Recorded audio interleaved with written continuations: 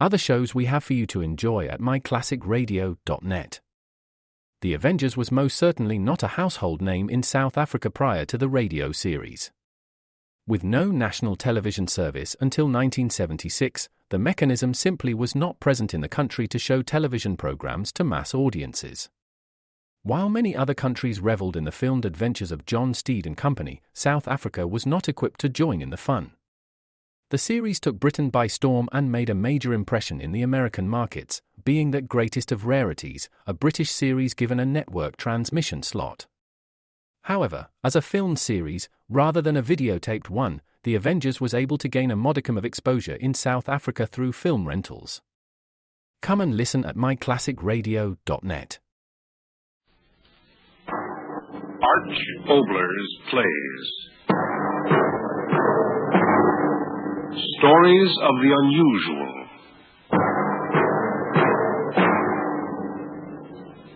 This is Arch Obler.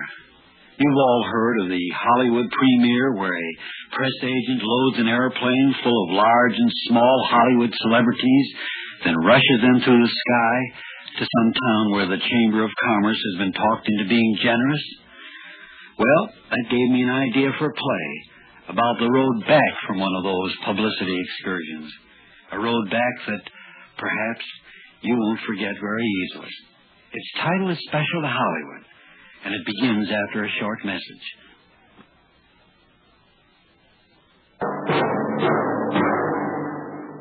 Arch Obler's play, Special to Hollywood. The scene, a twin-engine plane, returning a fading Hollywood star home, moves through the sky at high speed. A pompous-looking individual stands talking to the pilot. Pilot, I want to talk to you. Sure, go ahead. The weather ahead. What's the report? Miss Milford wants to know. Same as an hour ago, all clear. Can't you make this thing go faster? Not exactly dragging our tail. I got to pull out, mister. Don't mister me. I've got a name. Mr. Elson. Yes, Mr. Elson. Man charters a plane. He deserves a little respect. I meant no disrespect. All right. Laura, come back here. Coming, dear. Coming. Yes, Lona? Did you tell him to hurry up? Yes, I certainly did.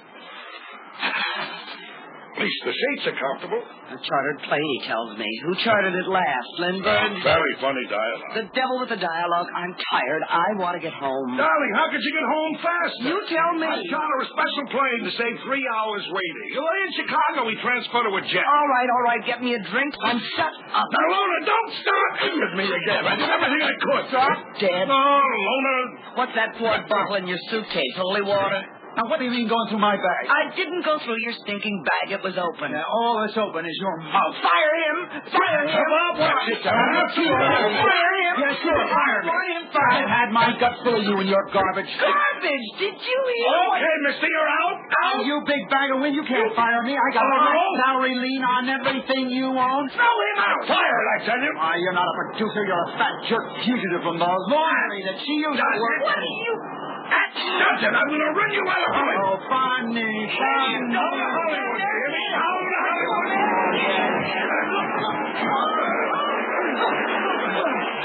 Crazy fool. Climbing like that. Oh, don't stand there. Give him the devil. All right. Mr. Mifflin, you crazy? I'm sorry, I had to go out another hit. Clear sky ahead, and all of a sudden this... Who cares about the storm? You might have broken her neck. I told you I'm sorry. I called back to warn you on the intercom with all that arguing. I guess you didn't hear me. All right. But watch it. Wait a minute. Huh? Here, a message for you. Came over the radio. Mark, come here. Yeah, I'm coming. What are you reading? Can you imagine that? Imagine what? Oh, look, I got a cut on my face. A lousy pilot. Mark, did you tell him off? Well, don't stand there with the egg on your face. What's the matter with you? Radio message. It says John Webster killed himself. Huh? You're kidding. John Webster committed suicide. Say, killing himself. Oh. What are you laughing at? So he's dead. So maybe now it's going to work out. Why? What are you saying? I'll put it into small words. The play flopped, all right. But the movie rights, we've got them, haven't we? So the boy, Beatnik, who wrote the masterpiece, kills himself. Say. Congratulations. Lona, you mean that now he can't bother us with that injunction? Oh, Bob, you tell him. With this angle, you can raise the money for the picture, and you can turn it into a gold mine. How? What are you All talking about? right, I'll tell you. The reason we'll give the kid killed himself was because the story was so terrific. He was done, finished. Yeah, his life's work ended. So the reviews of the play weren't so good, so it wasn't even intended for a play. It was a great property for a movie all along. The basic story. That was the kid's peak in life. So we finished, and he bowed out. Who'd believe that? The newspapers would throw you out. Oh, no, they wouldn't. Not if you had a letter the kid wrote you just before he killed himself. Well, that's all right. But he didn't write me any such letter. Oh, for Alona, you tell him. For Pete's sake, did the screwball have to write a letter? Aren't there plenty of characters you've got at the studio who'll write a letter like that for $10? And give you change of $5. Aren't there? Say. What the devil? Thunderstorm. Light! Turn on the light! Pilot! Pilot! March on to get us out of it! Airsick! I'll get airsick! Crazy pilot! I'll go see what's... No, don't leave me. Okay. It's all right. It's going to be all right. He's climbing us over the top of the storm. You and your blasted bargain. Oh, Lona, Hey, look. What? Clouds out there. Like a gateway to hell. Hey, Lona, it doesn't look like the studio entrance. You know, the side one when you used to be queen of the Will cat. you shut your Oh, mouth? Lona, don't stop. Don't you tell me what to do, you two-bit has-been. Not now, not ever. Lona, for the last time. Hey, wait a minute. Now you're Both of you, listen. Now, this is important. I got a great idea. That junior grade author. When we land, I'll send a wire. I'll ship the body west, and we'll bury him with full honors. You know, the forest lawn bit. I don't know. Such expense. Who'd pay attention to a thing like a funeral? Only Time, Life, Newsweek, that's all. Not to mention the Saturday Review, Harper's, and every other magazine that called the boy genius a genius when he was writing that poetry out of the heart stuff. I don't know. Morbid, you know. Oh, you don't have to tell us you don't know. An original idea comes out of bird brain. Now, look here. And you don't know. Oh, Well, stop let it. me read you the fine print. A few hours ago, you could raise another dime on that property if you threw in your gold filling. Well, Now we've got a chance through that publicity to get financing. Make the picture to fill the theaters with the same kind of old cash-paying jerks who think that Jimmy Dean's still ghostwriting that Porsche racer of his somewhere in the sky. Well, what's the matter with you two? I'm talking to you. What are you staring at? Listen, Huh? What the... Bob, you hear it too? Will you tell me what's the matter? What? Engines. Huh? The engines. Can't hear them anymore. Oh, so what? We're landing. Shut off the engines because we're landing. Pilot! Pilot! Something's wrong. We're not landing. See, we're not landing. But the engines are... Stop, we must be landing. Stop, you fools. Stop. Look, I tell you. What? The indicator. Airspeed indicator. Huh? We're not falling. Mark, what's he saying? Listen, I'm telling you, we're not falling. Engines are dead and we're not falling. Ah. But you understand. We're hanging.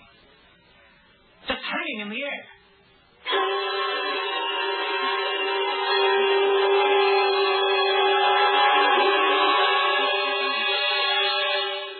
We leave Special to Hollywood for a short message. Now back to Arch Oboler's strange play, Special to Hollywood. An airplane hangs motionless, 10,000 feet in the air.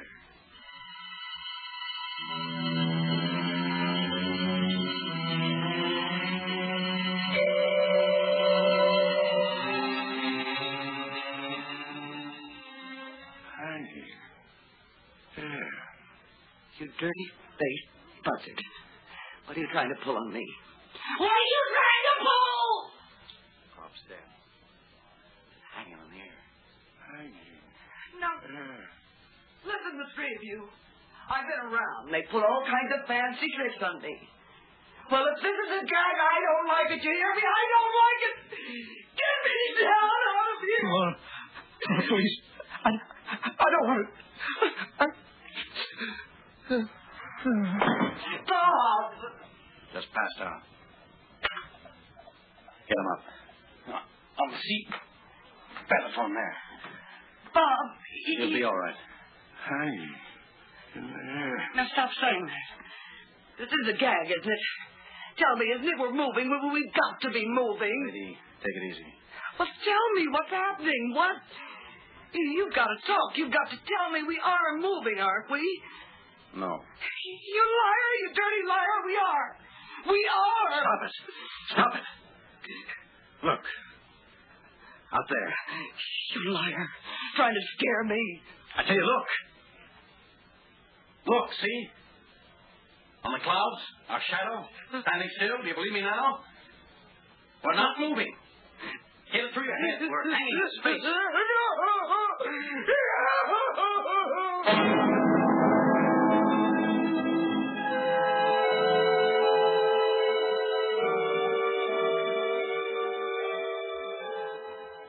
Pilot. Sam. Yeah? What time is it?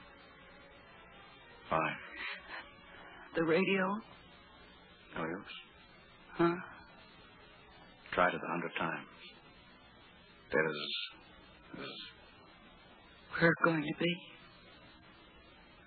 maybe How long have we been?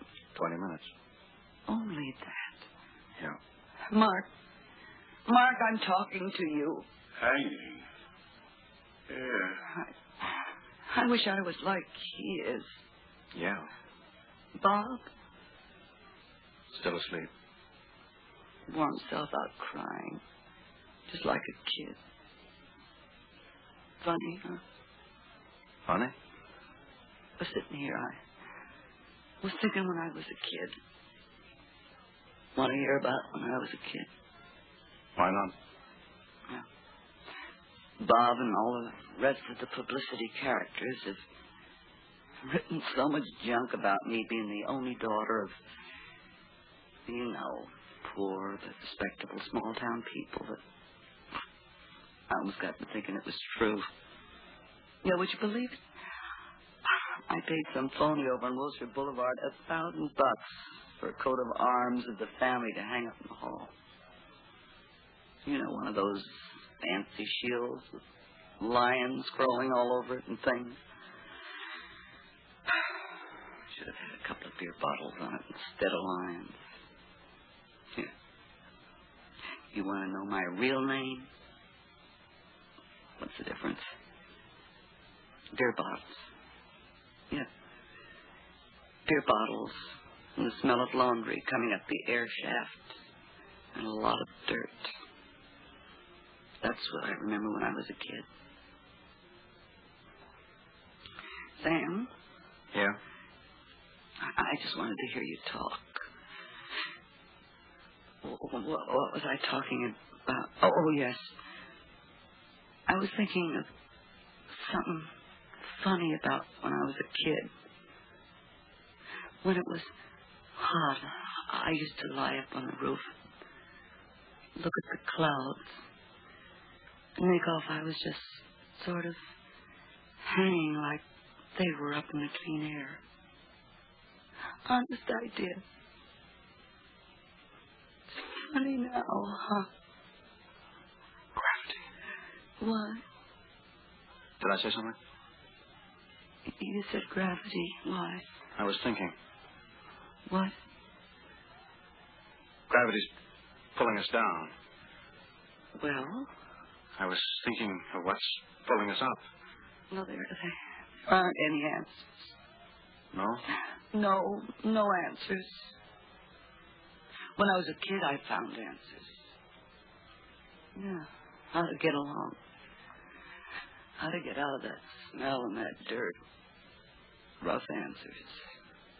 But they took me a long way. Would you believe it? Once I had a 7-year contract for $4,000 a week, 7 years, no options. Imagine that. Yeah, I did all right with my answers. Now I'm all out of answers. Maybe there's one more. Yeah? Yeah. You listen to me, suppose I listen to you. I don't know how to talk. Just go ahead. All this time, I've been trying to figure things out. So? There isn't any real answer, but a kind of screwy ideas come to me. Tell me. Well, I'm just a guy. Ever since I've been able to stand on my own feet, everything's got to be able to add up, or it just doesn't mean anything to me. But when I was a kid, I really had, well, like you said, poor but respectable parents. You know, the kind that believed in heaven and hell and good and evil and all the rest of it. Funny, you thinking about when you were a kid, and me thinking the same thing. You said you had an answer. That's like this. I heard the three of you talking all the way from Philly to here, talking about nothing but yourselves, each one of you. Nothing meaning anything but yourselves. If we weren't like this up here, I know I wouldn't be able to say this, but, well, why not say it? You for a long time making more money in a week than a lot of guys with a family who sweat out their guts for in a year. And instead of the money making you understand anything, it's made you understand less than a blind woman walking in the dark. Everything's for you. The world's just a big eye, and everybody's there just to look at you on a wide screen. Everything's for you, and even when they're dead, they're for you. Yeah, I heard. Somebody wrote something, and you bought it and made a play out of it. Maybe it was an honest book, but you didn't buy it to be honest. You bought it to make a fast buck. So the kid blew his brains out, and even dead, he couldn't get away from you. Yeah, you were going to use his dead body to make you more money. Yeah, dead or alive, nothing means anything to you. There's no world but your screwy world. Everybody all over the world can crawl under the ground, hiding from bombs, can be starved and watch their kids starve. Or die in the streets fighting for the right just to be in it don't mean anything to you. None of it. As long as each of you can hold on to what you've got. Yeah. The three of you acting as if you weren't made of the same flesh and blood as the rest of us, as if making a lot of money and seeing your name in the paper a lot and getting a lot of applause took you right off the earth. Well, maybe something or somebody decided you weren't fit for the earth. Maybe. Crying?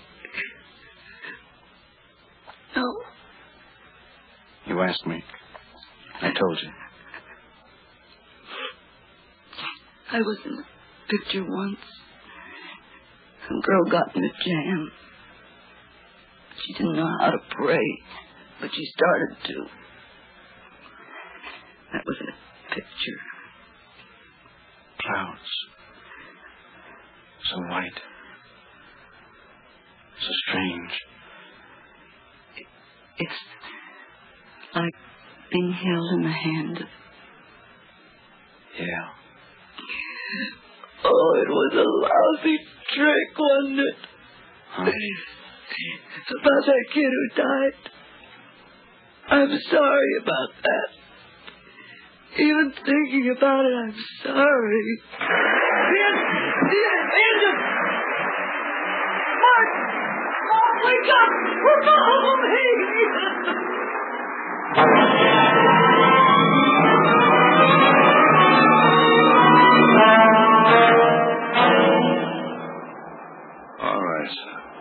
All right. So it's settled. All right. Sure, it's settled. I know my publicity. A thing like this isn't good. It's out of left field. I'm not arguing with you. All right. Spread a screwy thing like this, and every reporter in the country would hold his nose. It's too screwy, that's all. Will you stop talking about it? For the last hour, my head's starting to go around. It's over. Finished. So, whatever it was, we'll forget it. Wait. The pilot. Did you talk to him? Sure. He won't talk. He wants to eat, don't he? So he won't talk. You got everything fixed. Well, the prima donna's talking again. Now, Lorna, you understand? Nobody's going to know about this. Like Bob says, crazy publicity is bad publicity, and this all was crazy, wasn't it? Oh, say, hallucination. Mass hysteria, that's all. You went off your rocker a little bit, and we all went with you. It was the drinks. Yeah, we were all worn out. I kind of spiked the drinks, and that's all there was to it. Hey, look, we're over the airport. Good drink, too. I need a drink. A bathtub full. Oh, I'm going to swim in it. C-47 coming in. C-47 coming in. Hello, Joe. Clear for landing? No, nothing's wrong. No, just what I told you before. A little transmitter trouble, that's all. Everything's back to normal now. Yeah, everybody's okay. Everything's just the same. Yeah.